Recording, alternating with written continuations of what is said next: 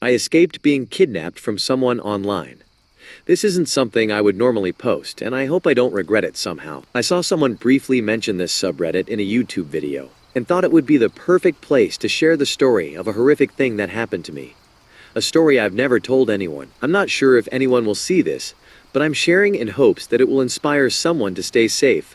Safer than I was. I'm not sure if trigger warnings are needed or suggested here, but just out of consideration of others, I'd like to warn everyone that I will be briefly mentioning sexual assault, with as little details as possible. 1 year ago, around this time, I was bored and scrolling the web, nothing unusual for me, when I decided to go on Omegle. Omegle was a now shut down website that allowed you to talk to strangers via video or text chat. It was around for a long time, and I used it frequently when I was younger as a time waster. There were plenty of creeps on there, sure, but I've had an equal amount of pleasant interactions and conversations on the site. On Omegle, you could type in tags, basically keywords that describe the type of conversation or person you're looking for, and you would match someone with the same ones. I always used alt for alternative. I feel like it weeded out a lot of rude people and connected me to more people my age. For reference, I was 19 at the time. I connected with someone who called himself Kane, and we started chatting via text. He said he was 23, and I said my age back. We exchanged some small talk, and before I knew it, we were talking all night. I mean, all night.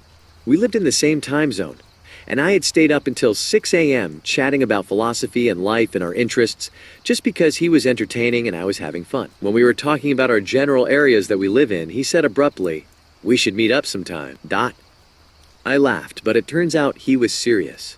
And it turns out we only lived 3 to 4 hours away from each other, so he was really considering this. I am an anxiety-ridden person, but for whatever reason, I thought that he might be normal, due to the fact that I just spent hours and hours talking to him, and I didn't pick up on any red flags. So I said, sure, why the hell not? I know. This is an incredibly stupid mistake. I have a big heart though, and frequently make the mistake of giving others the benefit of the doubt. So, just like that, we started planning a camping trip. He was set on doing it just days after that morning, because that was when he was off work next. I agreed, because I didn't have anything to do at the time. I asked for his number so we could talk somewhere else other than Omegle about the trip. He gave it to me. I texted it and noticed the messages showed green on my iPhone. This indicated that he was using a Samsung or an Android. Teasingly, I said something along the lines of, "What's up with the Samsung?" After a few minutes, he texted back, saying that he had 2 phones and that one was for work. That was the first red flag that went off in my head. Why would he need 2 phones for work at his age? I mean, of course there's possible reasons, but it just set off that intuitive feeling, one that I regret not listening to. I asked what his job was, and he said that he worked for the state. He added that he isn't allowed to share details about his job because he signed papers saying he wouldn't, and that he could get fired if he were to violate this agreement. I was still weary of this, but I just figured he worked for a police station or the town council or something to do with law enforcement, and that I was probably overthinking. Days passed, and the date for our camping trip approached quickly. He wanted to take me someplace close to where he lives, Nimham Mountain in New York. Don't worry, this isn't near my house at all, and I don't give a fuck about violating his fake privacy after what he took from me. Obviously, I wanted to do at least a little research about where I was going, so I popped the name into Google. A bunch of results popped up about the soil on Nimham Mountain being contaminated with arsenic due to the old mines in the area. All of the government and state articles I read said that it was still safe to hike there, and that you should wash your skin and shoes after hiking. I still had a feeling of unease about the whole thing. I texted Kane and asked him why we were going to someplace that could potentially be dangerous. He assured me that nothing would happen, and said he chose the spot because it's somewhere him and his friends frequently camp. This slightly reassured me. He does know the area better than me, after all. My parents are definitely over-suspicious of everyone. Strict is also a safe word. For good reason, though.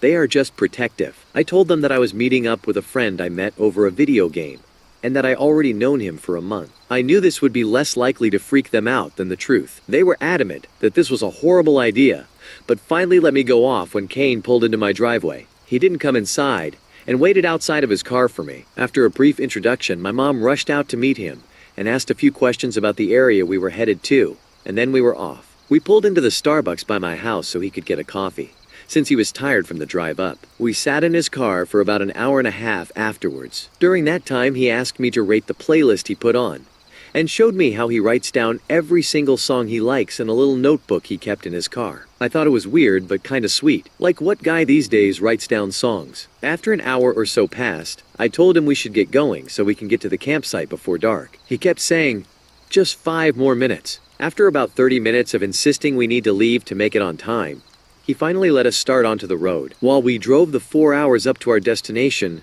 Kane mostly talked about himself. He told me long stories about his friends, and a girl that he used to date that he doesn't like. I thought this was strange. Who talks about another woman to a girl like this? After telling stories for about 2 hours, I tried to deviate to a brighter topic and asked what kind of things he's into, hobby-wise. I already knew the stuff he told me online, but I was trying not to suffer from awkward silence or any more of his weird ramblings. He said that he thinks that eating healthy is important, and that people who eat junk food are stupid. He also says he only wears sustainable clothing that's made from cotton or wool. I don't have a problem with being sustainable, but he was saying it in a really obnoxious way. Then he turned to me and asked the first question about me since we got in the car.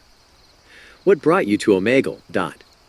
I told him that I was bored and that I like meeting new and interesting people, and that was about it. He nodded slowly in thought and grinned, showing the most expression I've seen on his face so far. He said he likes to go on Omegle and tell people that he's a soldier in Russia, and that he was torturing people as he spoke to them. I sat there in silence and kind of just stared at him, waiting for him to say that he was just kidding and that he was some fucked up sense of humor, but he didn't. He just laughed and said, "What?" As we neared the campsite, I mentioned that I was getting kind of hungry. He said that we can stop at Whole Foods before going to camp for the night. In my head, I sighed about this, knowing he was probably going to judge me for whatever I picked out there, but it wasn't a problem for me. And I was hungry, so I agreed. In Whole Foods, he made me pay for both of our meals because his card wouldn't work there. He didn't even try. This annoyed me, but I was just eager to get to camp, so I paid and we sat down outside to eat. After about an hour, we were finally ready to get to camp. We drive up the mountain, and he pulls into a small parking area with about 3 spots. Cars were parked there, and older men were surrounding the cars smoking weed. Nothing they were doing was wrong, at least morally, to me.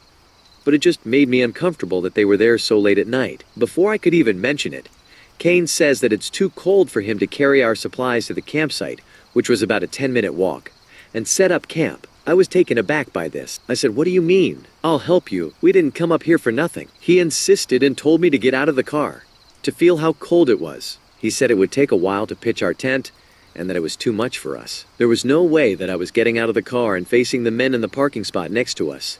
So I rolled down the window halfway and stuck my hand out. It was freeing. He was right about that. That night it was in the 30s, and the wind chill felt worse being higher up. I was annoyed, but I agreed to sleeping in his car for the night. I was sad that our trip was basically wasted. He sat in silence for a while, seemingly uncomfortable that I was annoyed and unsure how to comfort me. I slinked back into the passenger seat and started to scroll on social media, trying to pass the time. He grabbed my phone out of my hand and said, "Come here." He patted his lap. I was already annoyed at the situation and confused on what he thought he was doing. I said, "You're funny," and reached for my phone that he had tossed onto the floor of the car. Before I could get to it, he reached over and scooped me up out of the seat and tossed me onto the back seats. He then proceeded to rape me. I don't remember most of it. My eyes were squeezed shut and I was praying for it to end. After he was done, he pushed me back into the seats and got dressed. He smiled at me and said, "How was it?"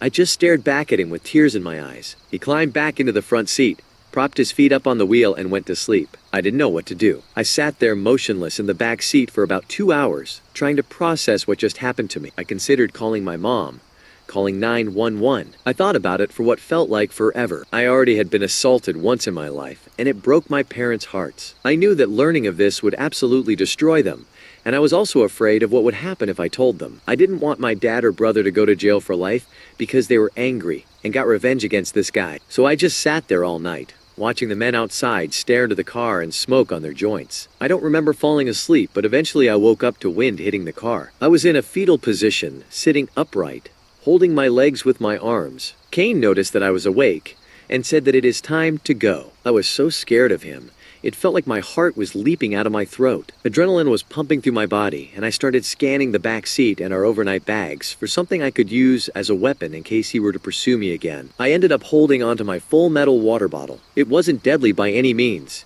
but it could knock someone out, and holding it made me feel safer. I stayed in the back, and Kane started driving. I asked where we were going, and he said, to get breakfast. almost as if that was obvious and it was silly of me to ask. After driving down the mountain back into the city, we pull into a parking garage and he tells me to get out, that we're here. I get out of the car and cling close to it, not wanting to let him get behind me. I was thinking about making a run for it, but didn't want to risk getting chased and overpowered by him. I followed him to a little Mexican spot on the corner, and he told me to order pancakes so he could have some. This obviously made me more pissed than I already was. But I didn't say anything because I was afraid there would be consequences if I showed negative emotions at this point. I ate a few bites of my food, and he happily ate the rest off my plate. He paid quickly with cash and took me back to the car, where he lay down in the back seat. He said he was going to take a nap because he didn't sleep well last night. I didn't want to argue with him, so I let him sleep. How could he sleep so soundly after what he did to me? He slept for about 3 hours. The whole time I was watching YouTube videos, trying to calm myself down and keep a clear head. It was about 9 a.m., and around this time my mom was waking up and texted me saying she wants me to be home. I told her that Kane was taking a nap and that I would be home soon. She didn't like the sound of that and insisted I come home. I was happy to have a reason to get the fuck out of there, one that might be convincing to Kane. I woke him up and he became angry with me, saying, "Don't wake me up next time. Play on your phone, watch TikTok or something." I was shaking, but I managed to say that my mom wanted me home and that we needed to go. He said to let him sleep for 30 more minutes and told me to set a timer on my phone. I did. 30 minutes felt like 30 hours, and once it went off, I woke him once again. This time, I filmed myself waking him up because I was afraid of what was going to happen. He was angry once again, and I told him that 30 minutes was up. I asked to leave, begged him to leave, and he said no, over and over. He said, "We aren't leaving yet." I was shaking uncontrollably, but put on a brave face and pretended like I was being playful. I said, "Okay, I'll just get an Uber then." I turned around and started to open the car door when I felt his hand grab my shoulder and dig into it, yanking me back into place. I honestly think I blacked out from fear for a few seconds. He said, "What the fuck are you doing?" His hand was still on my shoulder, his fingers squeezing into my skin. My mind was racing, and I was on the verge of tears. This caught his eye, and I quickly played it off by saying my mom would call the police to come get me if I wasn't home soon. I had mentioned earlier that my dad works in law enforcement, so this was a little bit more believable of a lie. At the mention of police, something changed in his face. He looked frantic. He let go of me and unhappily agreed to drive me home. I felt a deep relief, the deepest relief I've ever felt, and swallowed the lump in my throat as he climbed into the front seat and started our 5-hour drive back to my house. The drive back was much quieter than the drive up. I didn't say anything unless he initiated. I just gripped my phone in my hand and tried not to make eye contact with him. I wondered if he had any remorse for what he did in those moments. When we reached the town where I live, it was 11:30 at night.